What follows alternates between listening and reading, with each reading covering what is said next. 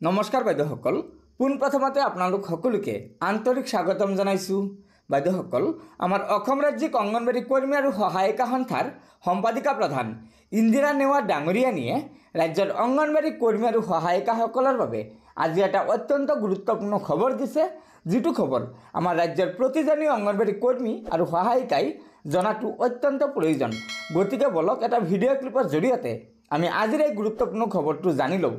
তাৰ আগতে আপোনালোকক এটা অনুগ্ৰহ কৰি আমাৰ এই ভিডিঅ'টো লাইক কৰিব, লগতে লগৰ বান্ধৱীসকলক এই ভিডিঅ'টো শ্বেয়াৰ কৰি আজিৰ এই গুৰুত্বপূৰ্ণ খবৰটো জনাই দিব আৰু নতুনকৈ অহা বাইদেউসকলে অনুগ্ৰহ কৰি আমাৰ এই চেনেলটো ছাবস্ক্ৰাইব কৰি ল'ব। অসহযোগ আন্দোলনৰ কাৰ্যসূচী ল'বলৈ বাধ্য হৈছোঁ। প্ৰথম কথা, আজি সমগ্ৰ ভাৰতবৰ্ষতে অহা 16 তাৰিখে ধৰ্মঘট আছে।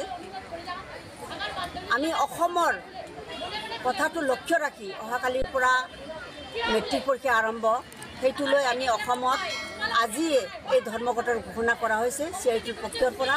সেই ধৰ্মঘটক সমৰ্থন জনাই আজি অসম ৰাজ্যিক অংগনবাড়ী কৰ্মী সহায়িকাই অসমৰ প্ৰতিটো প্ৰকল্পত আমি অৱস্থান কাৰ্যসূচী ল'বলৈ বাধ্য হৈছোঁ। কাৰণ এই চৰকাৰে যি ব্যৱস্থাৰে অংগনবাড়ী কৰ্মী সহায়িকাৰ মাননি বৃদ্ধিৰ প্ৰস্তাৱটো গৃহীত নকৰিলে, যোৱা 19 অক্টোবৰত সঞ্চালক মহোদয়ে অংগনবাড়ী কৰ্মী সহায়িকাৰ মাননি বৃদ্ধিৰ প্ৰস্তাৱটো চৰকাৰলৈ প্ৰেৰণ কৰিছিল।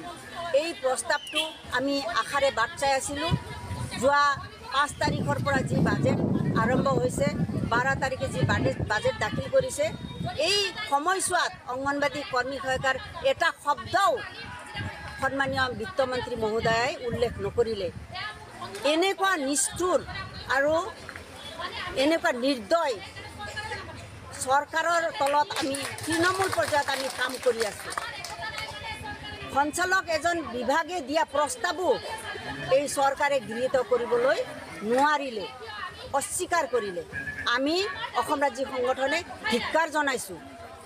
তৃণমূল পৰ্যায়ত কাম কৰা অংগনবাড়ী কৰ্মী সহায়িকাই কামৰ বোজা ইমান বঢ়াই দিছে, আমি নিষ্ঠাৰে কাম কৰিছোঁ। এই চৰকাৰে আঁচনি ঘোষণা কৰে আৰু ৰূপায়ণৰ ক্ষেত্ৰত অংগনবাড়ী কৰ্মী সহায়িকাক নিয়োগ কৰে।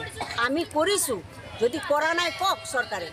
আমাৰ যদি ন্যায্য দাবী নহয়, প্ৰাপ্য দাবী নহয়, কওক চৰকাৰে। নহ'লে এই মাননি বৃদ্ধিৰ প্ৰস্তাৱটো কিয় কাৰ্যকৰী কৰা নাই? তেখেতক আমি লগ ধৰিছোঁ, কেইবাবাৰো স্মাৰক পত্ৰ দিয়া হৈছে। তেখেতে এটাই কথা কৈছে, আপোনালোকক দিয়া হ'ব, কিন্তু চৰকাৰীভাৱে ঘোষণা কৰিব লাগে। গতিকে বাইদেউসকল, আশা কৰিছোঁ অসম ৰাজ্যিক অংগনবাড়ী কৰ্মী আৰু সহায়িকা সন্থাৰ সম্পাদিকা প্ৰধান ইন্দিৰা নেওয়াৰ ডাঙৰীয়ানীৰ মন্তব্যৰ পৰা নিশ্চয় আপোনালোকে কিবা এটা কথা জানিব পাৰিছে। সেয়েহে আমাৰ এই ভিডিঅ'টো লাইক কৰিব, লগতে লগৰ বান্ধৱীসকলক ভিডিঅ'টো শ্বেয়াৰ কৰি আজিৰ এই গুৰুত্বপূৰ্ণ খবৰটো জনাই দিব আৰু নতুনকৈ অহা বাইদেউসকলে অনুগ্ৰহ কৰি আমাৰ এই চেনেলটো ছাবস্ক্ৰাইব কৰি ল'ব। গতিকে আজিৰ ভিডিঅ'টো ইয়াতে সমাপ্ত কৰিলোঁ। ধন্যবাদ। জয় আই অসম।